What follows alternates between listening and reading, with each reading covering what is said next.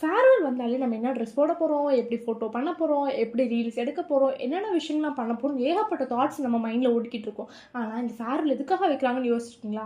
Farewell எதுக்காக வைக்கிறாங்க? நம்ம டாட்டா பாபே சொல்லிட்டு போகிறோம், அதுக்காக வைக்கிறாங்க. அப்படியே மட்டும் யோசிச்சுட்டு இருந்தீங்கன்னா அதுக்காக மட்டும் கிடையாதுங்க. இந்த ஃபேர்வெல் அதுக்கு முன்னாடி ஏகப்பட்ட விஷயங்கள் இருக்குது. நிறைய இடத்துல இந்த ஃபேர்வெல்னால ஒயிட் ட்ரெஸ் போட்டுட்டு கேண்டில்லாம் லைட் பண்ணிட்டு இந்த மாதிரி நிறைய விஷயங்கள் பண்ணுறாங்க. எதுக்காக அப்படின்னு பார்த்தோம் அப்படின்னா, ஃபேர்வெல்ன்றது ஒரு முடிவுக்கு வருது. அதாவது நம்ம முடிவு அப்படின்னு வரும்போது அதுக்கு முன்னாடி ஏகப்பட்ட விஷயங்கள் நம்ம கடந்து வந்திருப்போம். நல்ல விஷயங்கள் கடந்து வந்திருப்போம், கெட்ட விஷயங்கள் கடந்து வந்திருப்போம்.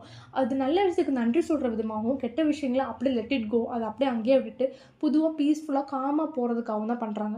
ரீசெண்டாக எங்கள் காலேஜில் வச்சாங்க. அப்போ நாங்கள் எல்லாமே நோட் பண்ணது என்னென்னா, ஏகப்பட்ட கன்ஃபியூஷன்ஸ், ஏகப்பட்ட டென்ஷன்ஸ், ஏகப்பட்ட கவலைகள் எங்கள் மைண்டில் இருந்தாலுமே அன்னைக்கு ஒரு நாள் நாங்கள் எல்லாருமே அந்த மொமெண்ட்டை அந்த அந்த தருணத்தை ஜாலியாக என்ஜாய் பண்ணிட்டு எங்கள் ஃப்ரெண்ட்ஸோட பேசிக்கிட்டு ஜாலியாக ஃபோட்டோ ஷூட்ஸ் எடுத்துகிட்டு ஒரு காமாக எடுத்துகிட்டு இருந்தோம்.